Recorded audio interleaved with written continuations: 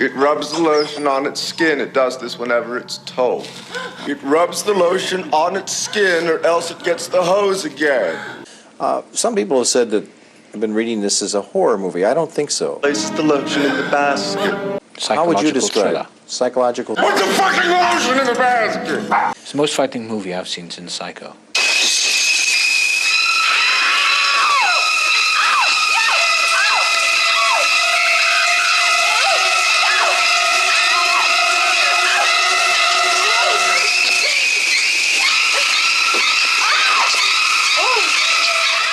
I've never seen a film so edited, so tight.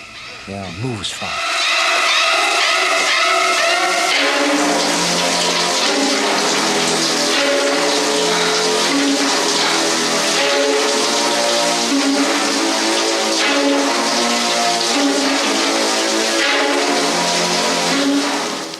Okay, precious, time for a little treat. When I first met Jodie to talk about her playing the part, she was very passionate about making this movie. She wanted to play the part even before she read the script, just from reading the book. And she explained to me why, and it was because to her it was a story about saving one person, and I thought it was great that Jodie sort of articulated that to me early on, because it helped me sort of find what I thought was a very, very exciting, interesting kind of subplot.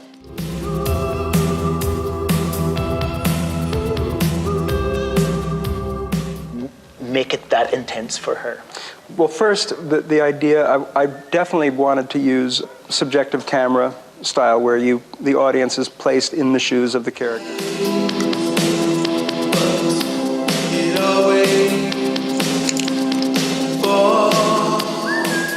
Which is, of course, a technique that Hitchcock sort of legitimized and capitalized on, and there's sort of these moments in Hitchcock movies where it cuts to point of view. Precious! Are you up there, you little shit? You realize that I sort of, as a viewer, feel, this is real cinema going on here now. Precious! Please come on! You told me I've seen it all before. Come on, Hopes and dreams are lying on the ground. Tack and I have tried since, actually Married to the Mob. Please come on! You told me I've seen it all before. Come on, Hopes and dreams are lying on the ground. I've seen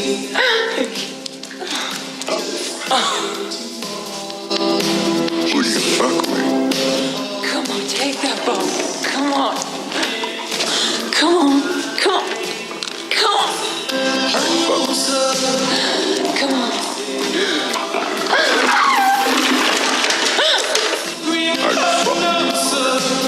I'd fuck myself. People seem to recognize me, whether it's in New York or Montreal or wherever I am. Some days they want me to do that thing, all that stuff. I don't even want to do that. People like to have photographs taken by me, all that. Before I tell you anything more, you will make certain arrangements for me. I don't want to sound self-important. I have no clues as to why this guy is caught imagination. I suppose it's people are fascinated by the dark side of life.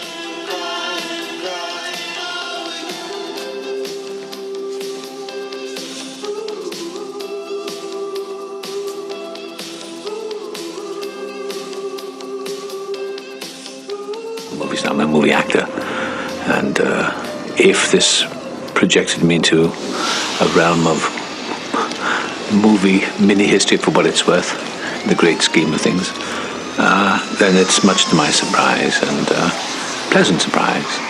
I'll call you if I think of anything else. Would you perhaps like to leave me your home number? Is that a good job, FBI agent? You get to travel around and stuff? I mean, better places than this. Sometimes you do. Freddie was so happy for me when I got this job at the bank. Toaster giveaways and Barry Manilow on the speakers all day. She thought it was such hot shit. What did she know, big dummy? Stacy. Do not touch the glass. Do not approach the glass. You pass him nothing but soft paper. If he attempts to pass you anything, do not accept it. Do you understand me? In the screen version of the best-selling thriller, The Silence of the Lambs, the search for an unknown killer creates a strange alliance through a wall of glass. Good morning. Dr. Lector, my name is Clarice Starling. May I speak with you? I play quiet, thoughtful kind of young FBI trainee who comes from a rural background. In order to find the serial killer she's pursuing, in order to find out how that mind works, she has to visit Dr. Hannibal Lector. Lector is locked in an institute for the criminally insane. His nickname is Hannibal the Cannibal because he eats people. Well, sort of. Well, he's written as a highly intelligent, intellectually brilliant sociopath, but all good things to those who wait. The Silence of the Lambs marks a departure for filmmaker Jonathan Demme from such past hits as Melvin and Howard and Married to the Mob. For me, more than anything, Silence of the Lambs is a story about one person trying desperately hard to save the life of another person. Would she have had a friend that you didn't know about, or? No way. She had a guy I'd have known, believe me. Sewing was her life. Did you two ever work together, or?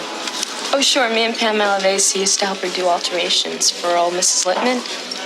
Can you give me Mrs. Littman's address? I need to talk to her. I can't think of anything more hurtful than somebody standing there saying, I really feel sorry for you. You're really pathetic.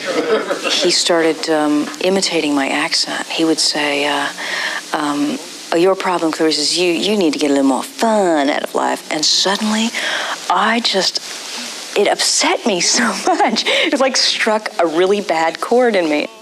Anthony's the nicest man I've worked with in a long time, and the difference between that, of course, and the fury and passion of Hannibal Lecter is very interesting. Working with Tony and Jodie really falls into the category of, and I get paid to do this too because it's literally such a joyful experience. It was great every morning when we'd do a Lecter scene. Tony would come in and go, "Good morning, Jonathan. You know, you're really the one that's mad." Something in the man's face suggests tremendous decency and intelligence. It's what made him so great for the part of the doctor in The Elephant Man.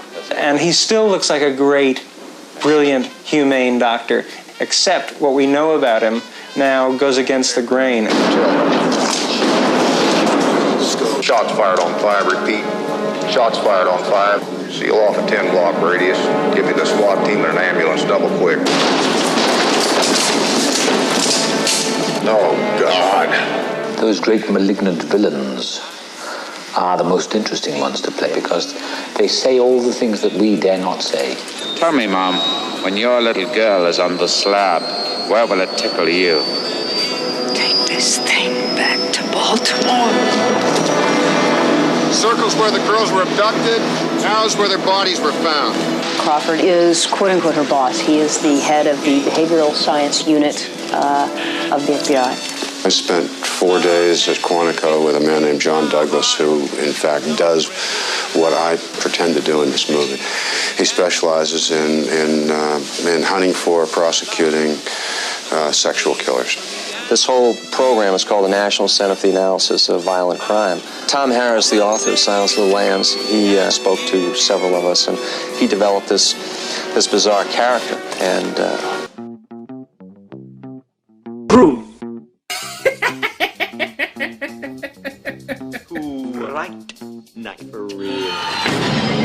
Look, I know this isn't gonna make any sense. Stop global warming? I feel like I'm losing my mind. You sneaky little biatch. Happy birthday. I've already lived through this day. He's gonna kill me tonight. Friday nights this summer. Take a trip to Chiller's Summer Camp. how's it hanging, Phil? Our campiest movie. Witches! Yeah? In a Chiller triple feature. It's showtime. I think that elevator's haunted. Starting at 8 p.m. My cousin Angela, what's your opinion? I'll beat it out of you.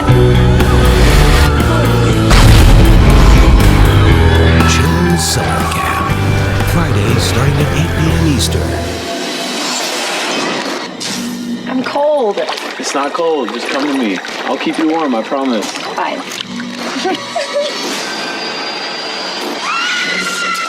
It'll be a bizarre character to the public, thinking that someone like this can't possibly exist.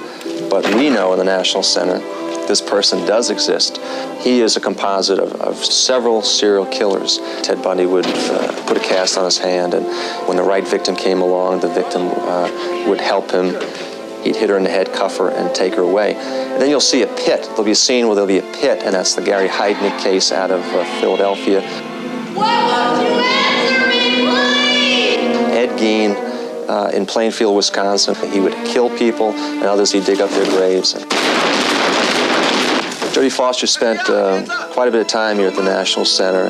We wanted her to see some of the crime scene photographs. I wanted her to experience some of the stress of this job. She actually went out on the obstacle course that we fondly call the Yellow Brick Road with one of our new agents' classes. I don't know whether I was surprised, but I sure was impressed. Any movie that you do where you enter into a certain microcosm, it's certainly the world of the FBI, and you learn things that you could go your whole life and never know about. There's a whole part of the movie that deals with entomology and with the Smithsonian's research into insects and bugs. Meet Mr. Acherontius Styx, better known to his friends as the Death's Head Moth. Somebody grew this guy, fed him honey and nightshade. Somebody loved him. I'm fascinated by, and always will be fascinated by, the people that are objects of cruelty and people that are left out. All the scenes that I have with Anthony delve very deeply into that. Just as I want to know what makes somebody go out every day in a week and kill a new person and feed off of that, he wants to know what makes the hero. I trade bits and pieces of my personal life for information about who the killer is. What does he do, this man you seek? He kills women. No, that is incidental. Because he's a psychiatrist, he wants to know what it is that makes her tick. Doctor, we don't have any more time for any of this now. No, I will listen now. Someone who is terrified of psychological analysis must submit to deep, brilliant analysis. After your father's murder, you were orphaned. You were 10 years old. And one morning, I just ran away. not just, Clarice. What set you off? He attacks her with us almost like a laser beam. He knows how to get information from her. Then something woke you, didn't it? Was it a dream? What was it? I heard a strange noise. What was it? Screaming. And he finally gets it out of her. And you think if you save poor Catherine, you could make them stop, don't you? You think if Catherine lives, you won't wake up in the dark ever again to that awful screaming of the lambs. Tell me his name, Doctor. Leg on the way down. I know it. She's been licking. Hey, don't you hurt my dog! Don't you make me hurt your dog! Hey, you don't know what pain is!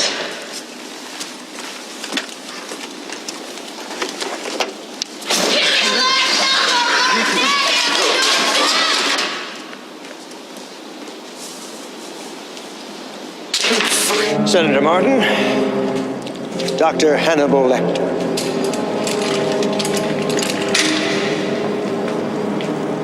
Dr. Lecter, I brought an affidavit guaranteeing your new rights. You want to read it before I sign.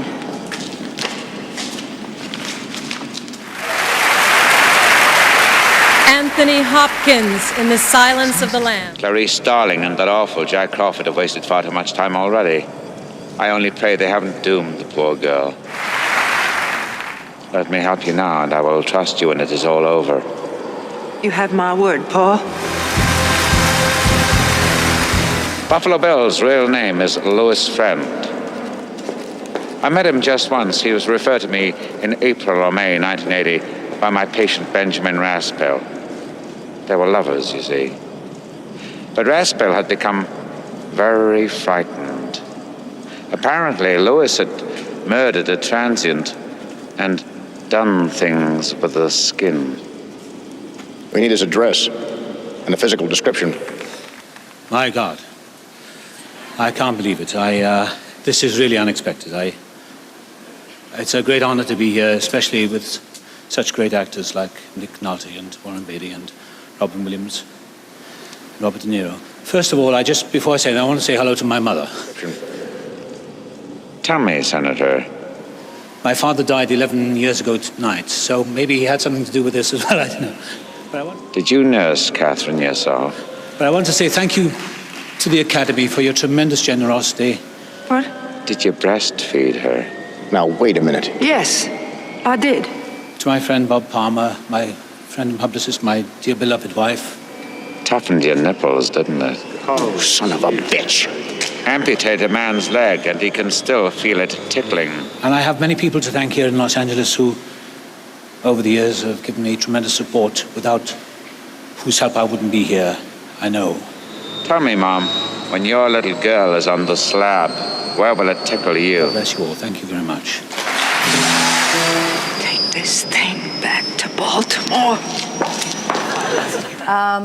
And so then we did the whole movie. He was always behind the glass partitions, or he was 5'10", strongly built, about 180 pounds. inside. And we got to the end of the movie, and it really had never had a conversation. Hair blonde, eyes pale blue.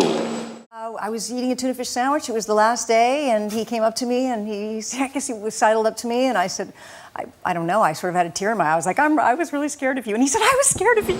He'd be about 35 now. He said he lived in Philadelphia, but may have lied.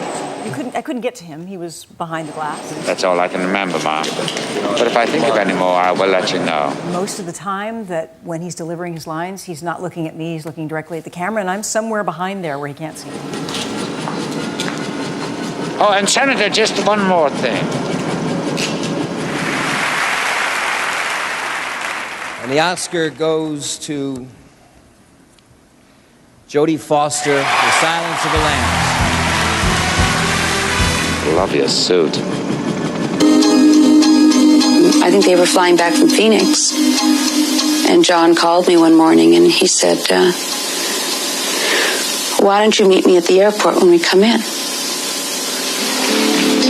The tour had not gone well.